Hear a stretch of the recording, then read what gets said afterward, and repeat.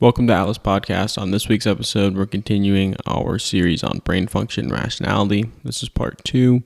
A few weeks ago, we talked about the two different systems of the brain, System 1 and System 2, or the subconscious and conscious self. We also talked about associative thinking and priming. We laid a really good foundation for this episode where we'll be covering things like optimistic bias, overconfidence, and losses and gains and different ways that we weigh decisions. Again, this is part 2 of our series. I highly recommend checking out the first one as it does introduce us to some of these topics today. There's also going to be one more episode in this series. And with that episode, I'm going to publish a PDF document of all this information summed up in just a few pages so that you guys can refer to it and really implement it into your daily lives. I think that's a really good way to make sure that these things stick. So thanks again for joining me today, and let's get started. Today we're going to start off talking about the optimistic bias. It's something I see a lot of and have experienced myself, and then we'll learn a little bit about the inside-out view and how that's a good method for getting over optimistic bias and overconfidence as well. So the optimistic bias, basically we have this idea that we are more likely to experience positive events and less likely to experience unfortunate ones than other people, especially people in our similar demographic. A good example of this is you could use a high school student who knows that they're at a higher risk of, let's say, getting a speeding ticket, but they still have that perspective or that attitude that, oh, I'm not going to get pulled over by the police. It's not going to happen to me. Although, based off the statistics, it is irrational for somebody to hold that belief. They should be more cautious and kind of succumb to those statistics, or at least relate to them and understand that they are part of that statistic. I was reading a blog about this topic earlier this week, and the writer Kendra Cherry had a very good quote that summed up the whole idea of optimistic bias, and I'll read it to you now. People might skip their yearly physical, not wear their seatbelt, miss adding money to their emergency savings account, or fail to put on sunscreen because they mistakenly believe that they are less likely to get sick, get in an accident, need extra cash, or get skin cancer. And this again is just the one sentence version of what being too optimistic is like, even though we should relate more to the information, relate more to the statistics and to the facts than we really do. Although from this perspective, optimism doesn't seem like all that good of a thing, there are some positive aspects of optimism. One is it's a huge source of motivation. People who are more optimistic about different business endeavors or maybe sports events, they're going to be more likely to participate in them and to get their toes into that. If you see your business taking off and making you millions and millions of dollars from day one, you're going to go into that very, very motivated for that end goal. On the other half, somebody who's maybe more pessimistic and like, oh, this can't be successful, I'm never going to make money doing this, isn't going to be as motivated to keep working on it. So from that perspective, optimism is a good thing. But here's another example where it's a very fine line. If you're too optimistic about something, you end up neglecting possible risks. For example, if you're starting a business that deals with a very competitive industry and you're very optimistic and very, very motivated to start a clothing brand, for example, and you're optimistic that it will be successful, you may also be neglecting the possible risks in the fact that it is a very oversaturated industry and it's going to be very hard to stick out from everybody else. But in a way, you're trading the analysis of risk for that motivation. And it's not always a bad thing to do that. This obviously begs the question, how do we avoid optimism bias? First thing is to understand that optimism bias happens automatically, and it's extremely, extremely hard to get rid of because of its evolutionary history. Theoretically, hunter-gatherers and ancient humans who were more optimistic tended to be more successful in those certain situations. One example would be hunter-gatherers who maybe end up in a drought, for example. They're in a drought and they don't know how they're going to survive. Well, there might be half of the people who are saying, oh man, we're all going to die. Like, this is a waste of time to even try and survive throughout this drought. We're really not in a good situation right now. Where there might be the other half of the people who are more optimistic. Maybe it'll rain soon, or maybe we can hike a few miles and find some water. And the people who are more optimistic are going to be the people more motivated, the people who are willing to maybe move their settlement somewhere, or the people willing to stay and see if it'll rain again. And those end up being the people who theoretically are more successful and get to pass on their genetic information. So how do we avoid the optimism or optimistic bias? And this is where the inside and the outside view really come into focus. The inside view is a view from our own personal experiences. So I equate this to maybe a house. You're inside the house, that's your inside view. When the outside view is information from similar experiences, it's like going outside the house and looking back in, taking yourself out of your own shoes and turning yourself into an observer. That's really the outside view. And the inside view is more of a biased perspective on what's happening. We can again talk about the business venture idea here. If the only experiences that you're going off of or that you're relating to are your own experiences, obviously you're going to have a very skewed perspective on whether or not that is a smart business move. However, if you can take yourself out of your shoes and look at what other people have done, maybe find statistics that relate to your industry, you can then start to form a different perspective, and that can help understand the perspective that you have and really help balance it out. The inside view, I think, is really connected to overconfidence. We all know people who are very, very confident in their belief, and even to the point where they would completely disregard other people's beliefs and not even consider them. And overconfidence really is the formation of a coherent story inside someone's brain. They've come up with information that relates to each other. They've constructed that inside view, and that inside view is now the only view, and they become resistant and neglect the outside view, which includes neglecting statistics, includes neglecting other people's experiences. Now they're only focusing on their own. There's a fantastic quote from Neil deGrasse Tyson, one of the best quotes, one of my personal favorite quotes. It goes, "One of the great challenges in this world is knowing enough about a subject to think you're right, but not enough about the subject to know you're wrong." This quote really embodies what overconfidence is all about. When that challenge that he's referring to in this world about knowing enough about a subject to think you're right, that's that inside view. That's that construction of a coherent story in your brain. You really do think you're right because you have done a little bit of research. You've constructed a coherent narrative, and that makes you think you're right. But it's the fact that you don't know enough about the subject entirely to know that you're actually wrong.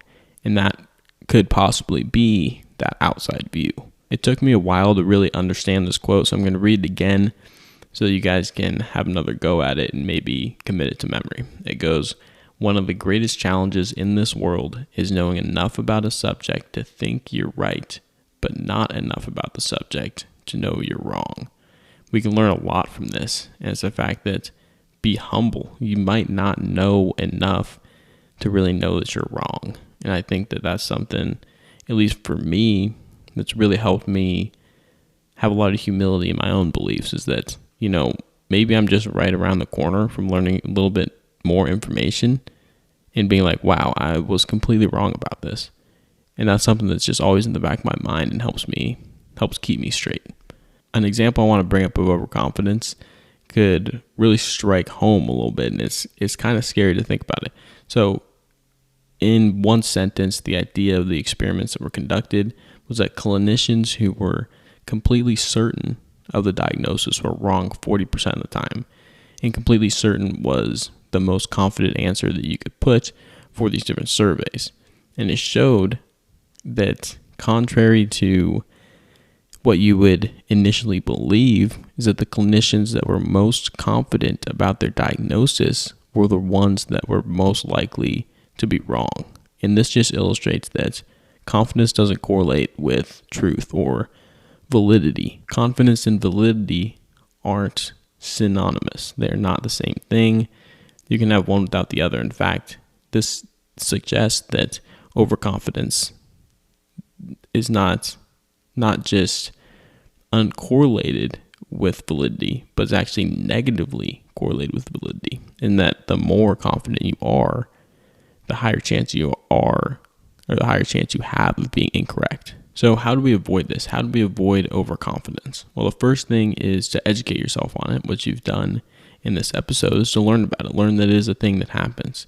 Second would maybe to admit that you do fall into the category of people, or at least the statistics of people that could be overconfident, that this does relate to you. It's not some far out thing like the confirmation bias suggests. It is really something that does hit home. And understand that 100% certainty is not a real thing. There's no such thing as being 100% certain about anything, especially when we talk about controversial topics or topics that don't just have two sides, but might have 50 different sides or 50 different perspectives. To think that you're 100% certain about something is completely irrational. It's completely, really a red flag from my perspective. I think from Daniel Kahneman's perspective as well. Kahneman really talks in his book that if you have this idea that you are 100% confident about something, that should be a red flag. You should be alarmed by that. You should be worried about that. You should say, wow, I need to go look at the other side or the other sides. I need to go find some more information that can help me understand this better and help grow my beliefs. And this is really based off what we talked about earlier, that overconfidence is not good. It is very, very bad to be overconfident on something. So you should try your best to listen to both sides. A good quote by Kahneman from his book, Thinking Fast and Slow, really sums it up. And he says, an unbiased appreciation of uncertainty is the cornerstone of rationality. What Kahneman means by this is that if you have an unbiased appreciation for the unknown, if you're willing to admit that you don't know something, and that you can appreciate the fact that it's uncertain, that you aren't 100% sure, that really forms the foundation for rationality. You have to first admit that you don't know if you're going to eventually learn. And that, again, is something, just a great little quote to live by, really, something that is really important in the ability and in the process of thinking rationally and infusing logic into our conversations and interactions. Next, we're going to switch topics and talk about theory-induced blindness and confirmation bias. So theory-induced blindness is defined as once you've accepted a theory and used it as a tool in your thinking, it is extraordinarily hard to notice its flaws. The main idea of this can be summed into just a few words, in that it's our brains hate change. Our brains hate it, and they would rather keep doing the same exact thing. Our brain knows that we as an organism will survive if we do the exact same thing we did yesterday, because just the fact that we did it yesterday and that we're alive today means that it must have worked. And that's why we can get into these ruts of doing all these things that we don't really want to do, but our brain sees them as safe.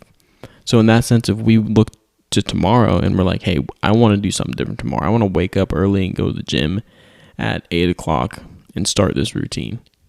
Our brain is going to fight us every second, every single step of the way, because it doesn't want to change. You have to force it to change. We don't want to change our beliefs, especially when they become a part of who we are. And the longer that we've held a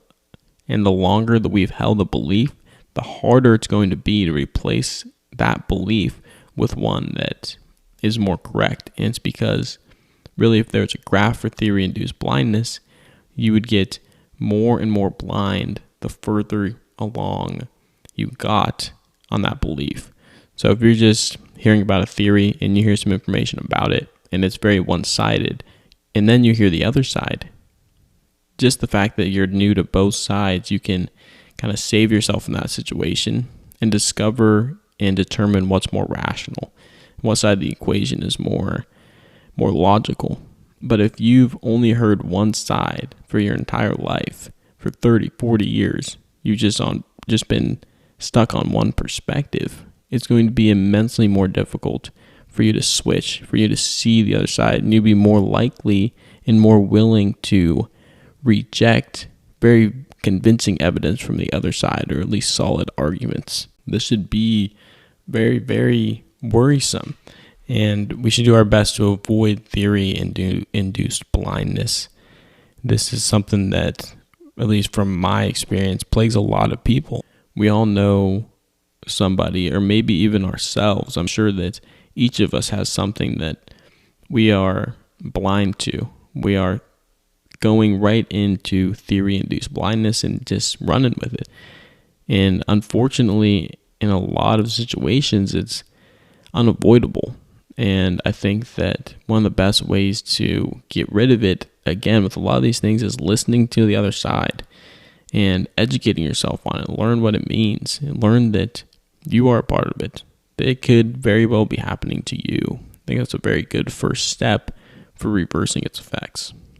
One of my professors, Mr. Benton, he's a professor of communications.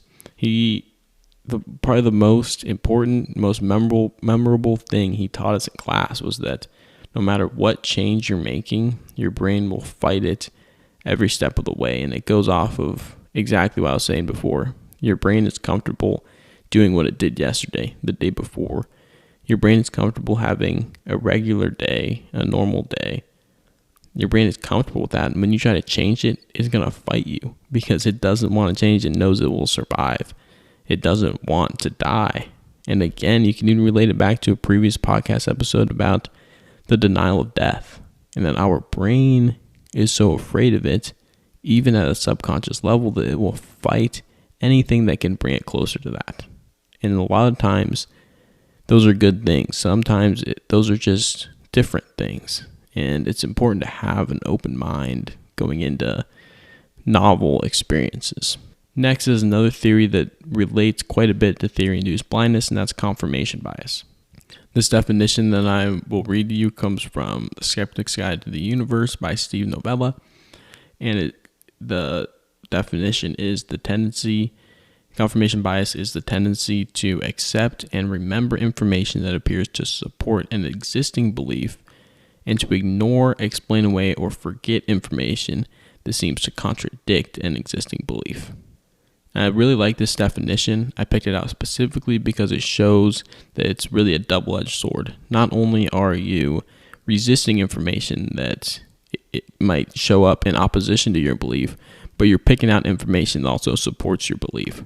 It's like two bad moves in one, and that's why I think it's so important that we cover it, and that confirmation bias can completely ruin any validity that you have and completely ruin the logic and rationality of your thinking. Perhaps the scariest thing about confirmation bias is a big problem, and the worst part about it is that it's subconscious, or it's system 2 related, as I would call it based off the perspective of a previous video. And system 1 is our subconscious mind, and we don't notice it. We don't notice confirmation bias, and that should be alarming to everybody. It's alarming to me when I first heard about it because it's so detrimental to our thinking. It's important that when it comes to confirmation bias, just like I previously mentioned with the theory-induced blindness, is to become aware of it. So you're taking the first steps already. If you can become aware of it, you will catch yourself doing it, I guarantee. If you can keep it in the back of your mind while you're researching certain things, you'll start to see like, wow, I'm definitely confirming my original belief here, or confirming the perspective that I think is more valid. I should take a step back and go and just read the other perspective for now. And another thing, this is very closely related to motivated reasoning, but there's a big difference here. The main difference is that motivated reasoning is a conscious effort to distort information to support your beliefs. So confirmation bias would be subconscious. You don't notice yourself picking out these certain things. Motivated reasoning is maybe you're looking at a whole bunch of information and you read an article that's maybe in the middle, but you're only picking out the information that supports your view when you quote it in an argument in a few weeks. You're not showing the entire picture. You're motivated. Your reasoning is motivated by your own alternative perspective. Your belief in that sense is really motivated by your own agenda. And the fact that even motivated reasoning, they're almost contradictory. Reasoning and rationality shouldn't be motivated. It should just flow. So this is also a very, very bad thing to get involved in when arguing with people, just simply exploring controversial information. Next, I want to continue talking about that resistance to change that I mentioned before. We're very resistant to accepting new beliefs and abandoning old ones that are no longer relevant or just flat out incorrect. And this really has to do with losses and gains, and also weighing different decisions. It also has to do with regret. And we're going to get into each of those individually. I'm going to start off with losses versus gains. Humans are naturally loss averse, and aversion simply means we want to avoid it. And throughout evolutionary history, humans have developed a tendency to be loss averse. Organisms that treated threats more seriously were the ones that are more likely to survive. You can simplify it down to, it's better to not lose $5 than to find $5. I'd be upset if I lost $5. Maybe let's make it even $100. If I lost $100, I'd be like, dang, that sucks. But if I found $100, I'd absolutely be excited, but I wouldn't be as hurt. I wouldn't be as excited as I was hurt by the fact that I lost $100. And I think a good way to understand this is through the evolutionary history of loss aversion. I mentioned this little example before, and it relates to a lot of different things, including evolutionary biology and just human population growth and societal evolution. But today it's going to actually relate to loss aversion. Let's talk about the line by the water. So if there's a line by the water and I know that, let's say somebody came back from camp or came back to camp and informed me that there was a line by the water. The individual who's more likely to say, oh, I'm not going there, or in other words, be loss averse, his perspective might be, I'm not even going to risk going by the water because I could end up dying. Like, that's not, I don't care how irrational this individual is that came back. It doesn't matter. I'm going to avoid the loss. And that individual is more likely to survive. He'll find another area or another body of water, or maybe not go near water and go to a different orchard or something and find food there. This individual is showing loss aversion, where in contrary, we can show an individual that maybe ask the guy who came back to camp, what evidence do you have that there's a line by the water? Well, if you have no evidence, I don't care. I'm going over there. And he goes over there and there's a line by the water and he ends up dying. And just a simple fact that people who are more likely to not be loss averse are going to die, at least in ancient cultures. We have the success of loss aversion simply just like that. We have the success of loss aversion very simply throughout evolutionary history. And this can happen with other organisms as well. You see a lot of organisms that avoid humans, and they've basically evolved to be more loss averse. I'm not even going to risk getting next to that human. I'm not going to risk getting next to that dog. I'm just going to avoid it. And that, again, is a clear example of what we're talking about. Really, loss aversion relates to the reference situation a ton. We're more likely to go with the reference situation than a new one. I hope that you notice it sounds very similar to theory-induced blindness and confirmation bias. And it's because it relates. This is just the more rundown, more primitive kind of version of those two theories. It's the foundation where you get confirmation coming out of, confirmation bias coming out of, and theory-induced blindness coming out of. We don't want change. It's as simple as that. And it's been ingrained in us through loss aversion. We're way more likely to stick with our situation than change, even when it's rational to change. And it simply relates to that. Another way to kind of explain this is that things that we own have more value. We are way less likely to give away certain things because we have a different kind of value system that's related to that. We don't see it as perfectly rational. He talks about it extensively in his book. I just want to briefly mention it because I think it is related to loss aversion. It's a simple fact that we would rather keep what we have and avoid the loss altogether than to put ourselves in any situation that could amount to a loss. So let's talk about weighing decisions. So weighing decisions occurs automatically. It's a subconscious process. Many things affect the weighing of a decision, which ultimately affect the outcome. However, they go undetected. Like I mentioned before, it's a subconscious process, and it's very hard to catch it in action. So overweighing is really caused by 4 things I want to mention. The first is obsessive concerns. So previous events that can cause you to be very worried. So let's say you walked into a room and you got bit by a spider or something. For a long time after, every time you walk in that room, you're going to be overweighing the fact that there could be a spider in that room, even though it's irrational to believe that there's going to be more spiders in there. But again, that's a very rundown, very basic example of overweighing a certain situation with an obsessive concern. Another factor is vivid images. Descriptive images and additional detail can make a decision more appealing. If I'm trying to sell you two different workout supplements, and one I tell you is going to help you lose fat, and the other one I tell you is going to tone you down and give you the beach body that you've always wanted, you'll have 6-pack abs and be absolutely ripped, which one are you more likely to buy? They might be the same exact thing. You're going to pick the one that is more vividly descriptive, although it's not rational to go off of that vivid description because you didn't really hear the vivid description of the other one. It was just absent. The next factor is concrete representation. So their statistics represent in a manner that negates humans. They're very run down statistical analyses, and they can help us understand certain things, but they also make us overweigh something a lot. The last one is going to be explicit reminders. If you're constantly reminded about a certain product, maybe that you saw, and you're trying to decide whether or not you want to buy it, the one that you've been reminded of a bunch is going to have a higher chance of being purchased by you.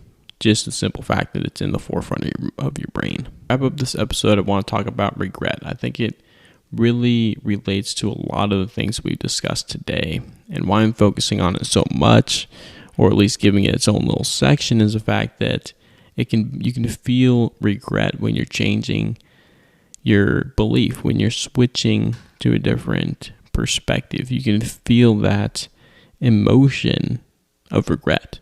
Humans innately are very afraid of regret. And here's a quote that I think helps us understand regret and why it can be so detrimental. So intense regret is what you experience when you can most easily imagine yourself doing something other than what you did. For example, man, I should have left 5 minutes sooner and I wouldn't have gotten in that car accident. Or I shouldn't have had that last beer, else I wouldn't have done that stupid, irresponsible thing.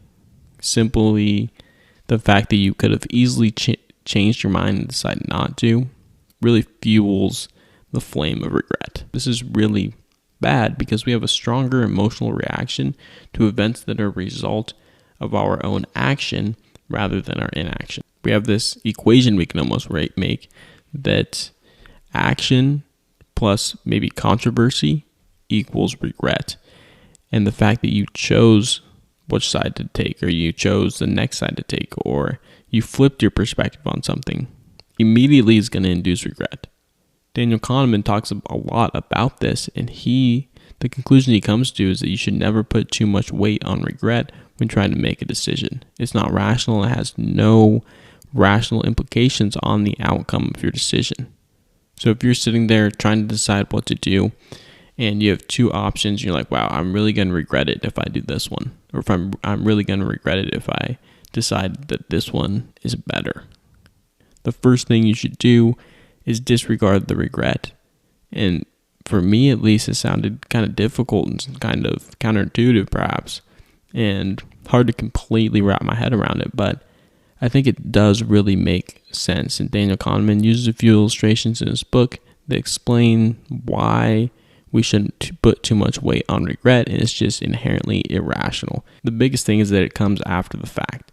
You don't feel regret before you make a decision, you feel it after. It has no implications on the decision. That's further evidence to just throw away the regret, or at least don't make your decision based off of regret. So if you've gone through this podcast episode and you found things that you can relate to, maybe a decision that you're making in your life, and you feel that emotion of regret, I would encourage you to throw it away. Even though it may be hard, disregard that regret. And again, go through this episode and make sure that you understand each individual topic that I've covered. And don't exclude yourself from the topics that we've talked about. Don't exclude yourself from the statistics. Don't exclude yourself from these definitions and these things that just inherently work in our brain. Thank you for joining me on Atlas Podcast. In this next part 3 of this series, we're going to kind of wrap everything together. I'm going to give you guys a lot of straight, very easy to use tools to help you better discern information that's out there. I think we'll even go through a few examples and really help you guys understand how can I use this in everyday life. It's going to be a really good podcast episode. Thanks again for watching. I appreciate it.